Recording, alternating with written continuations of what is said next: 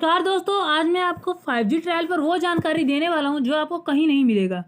तो दोस्तों आप देख सकते हैं कि ये न्यूज़ आपको द ललन टॉप जो कि एक ऑफिशियल न्यूज़ चैनल है उसके द्वारा दी जा रही है। तो ये न्यूज़ फेक नहीं है, मैं आपको ये बता रहा हूँ इसके बारे में 5G डेटा के बारे में। भारत में फास्ट इंटरनेट के दीवानों का सपना सच होने के एक कदम और नज़दीक पहुँच गया है। भारत में 5G इंटरनेट तकनीक का ट्रायल शुरू होने की परमिशन सरकार ने दे दी है। इसकी मांग लंबे वक्त से टेलीकॉम कंपनियों ने दी थी।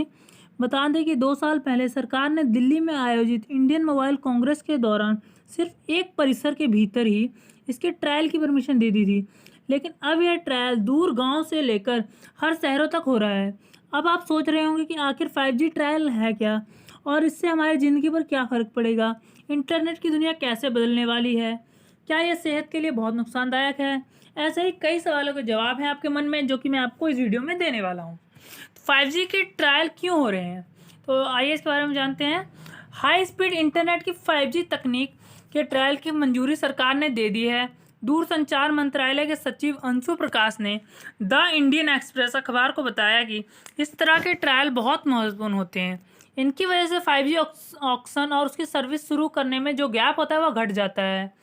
आगे कहाँ होंगे 5G के ट्रायल? हर टेलीकॉम कंपनी को 5G का ट्रायल हर तरह के इलाके में करना होगा। मतलब हर कंपनी को गांव, कस्बे और शहर हर तरह के इलाके में 5G टेक्नोलॉजी का ट्रायल करना ही होगा। इसे सिर्फ शहरी जगहों तक सीमित नहीं रखा जाएगा। इसके लिए कंपनी अपना तकनीकी सेटअप ट्रायल वाली जगहों पर करेंगी। देश भर में 5G उपकरण लगाने के लिए 2 महीने का समय दिया गया है। संचार मंत्रालय ने एक बयान में कहा, दूरसंचार कंपनियों को 5G के ट्रायल के अभी 6 महीने का वक्त दिया गया है। ट्रायल के वक्त भी इसे कमर्शियल सर्विस की तरह शुरू किया गया है। हालांकि इसका एक्सेस सीमित 5G डिवाइस तक ही होगा। 5G से जुड़ा सारा डेटा भारत में स्थित किसी सर्वर में स्टोर किया जाएगा। कौन सी कंपनियां कर रही हैं 5G का ट्रायल? देश में 5G के ट्रायल के लिए भारतीय एयरटेल, रिलायंस जियो, वोडाफोन आइडिया और MTNL ने आवेदन किया है। ये टेलीकॉम कंपनियां ही ट्रायल में हिस्सा लेंगी।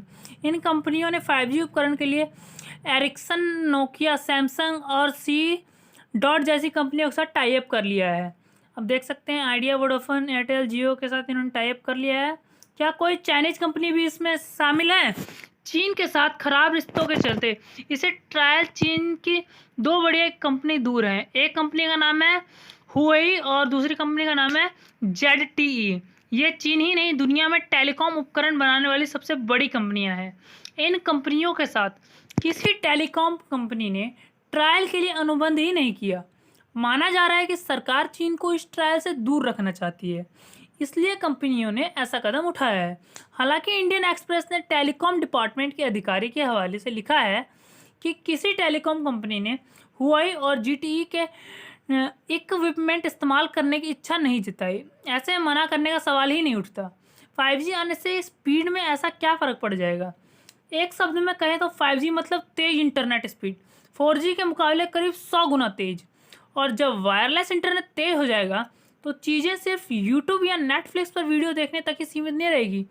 ऑटोनोमस व्हीकल, वर्चुअल रियलिटी और इंटरनेट ऑफ थिंग्स जैसी चीज़ें भी आम होने लगेंगी। मतलब कि अपने आप चलने वाली कार, स्मार्ट होम आदि जैसी चीज़ें भी आसान हो जाएंगी। ये सभी तकनीकें तैयार हुई पड़ी हैं या अपने अंतिम चरण में है। हमें भले ही 4G तकनीक भी तेज़ लगती है, लेकिन तकनीकी तौर पर वह उतनी फास्ट नहीं है जितनी होनी चाहिए। कभी कभी हमें महसूस किया होगा कि वीडियो कॉल पर बात करते हुए आवाज़ और वीडियो का तारतम्य बिगड़ जाता है। यह इंटरनेट की लेटेंसी या देर से रिएक्ट करने की वजह से होता है। सोच कर देखें, अगर ऐसे इंटरनेट के जरिए किसी कार को कमांड किया जा रहा हो, कमांड में कुछ सेकंड की देरी भी खतरा डाल सकती है। ऐसे ही कई कारण हैं जिसके कारण 5G का ट्रायल किया जा रहा है। 5G के लिए अलग से टावर लेंगे या 4G वाले टावर से ही काम चला लिया जाएगा? सुनने में भले ही 5G अब अगले स्टेज की तकनीक लगती है, लेकिन इसके साथ बहुत तामझाम जुड़ा हुआ है।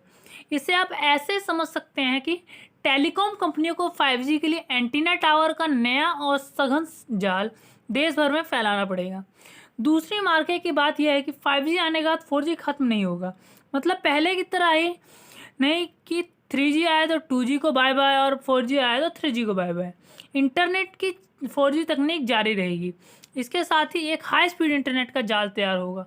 5G नेटवर्क के लिए हाई फ्रिक्वेंसी रेडियो वेव्स का इस्तेमाल होगा, जो कि पहले यानी 3G 4G से भी बहुत ज़्यादा होगा।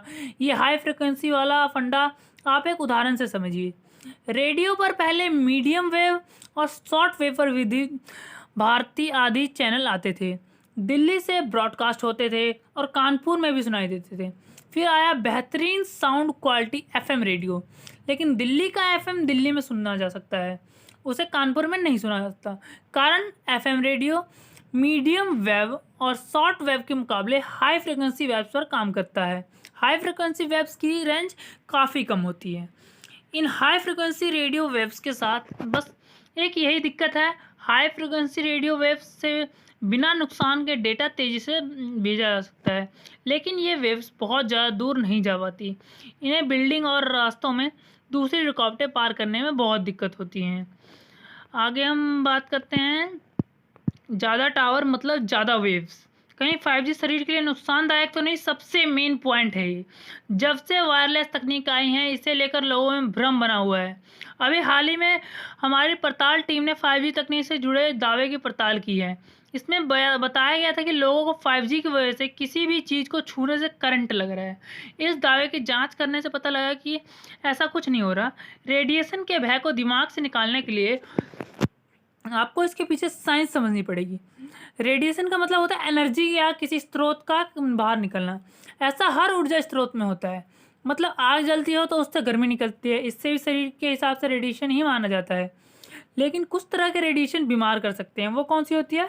खतरनाक और सुरक्षित। इस लिहाज से हम रेडिएशन के दो हिस्सों में बांट सकते हैं, एक आयोनाइजेनिक, दूसरा आयोनाइजिंग। आयोनाइजिंग रेडिएशन वह होता है जिनमें तरंगों की तीव्रता बहुत ज़्यादा होती है। मिसाल के तौर पर अल्ट्रावायोलेट तरंगें जैसे एक्सरे और गामा रेज, ये शरीर को नुकसान पहुंचा सकती है। शरीर की कोशिकाएं और DNA तक ये असर छोड़ सकती हैं। नॉन वाइजिंग रेडिएंस में वेवलेंथ या तरंगों की तीव्रता काफ़ी कम होती है। इन तरंगों में इतनी ताकत नहीं होती कि शरीर के साथ कोई रिएक्शन कर सके। मिसाल के तौर पर रेडियो वाली मीडियम वेव। 5G का डेटा पैक भारत में कितने का पड़ेगा, इसका अंदाज़ा अभी से लगाना थोड़ा मुश्किल और जल्दबाजी भी होगा कि 5G का कितने का डेटा पैक हमें मिलेगा। लेकिन हमें इंडस्ट्री से जुड़े लोगों ने बताया कि भारत में इंटरनेट डेटा को लेकर पहले ही काफ़ी कंपटीशन है। ऐसे में यह 4G के मुकाबले बहुत ज़्यादा महंगा नहीं होगा। अगर हम अपने आसपास नज़र दौड़ाएं तो चीन एक ऐसा देश है जो कमर्शियल 5G सर्विस शुरू कर चुका है।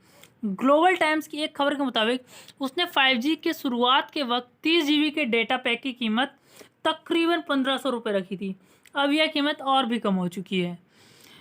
तो दोस्तों आज की इस वीडियो में इतना ही। मिलते हैं नेक्स्ट वीडियो में, तब तक के लिए धन्यवाद। Good bye.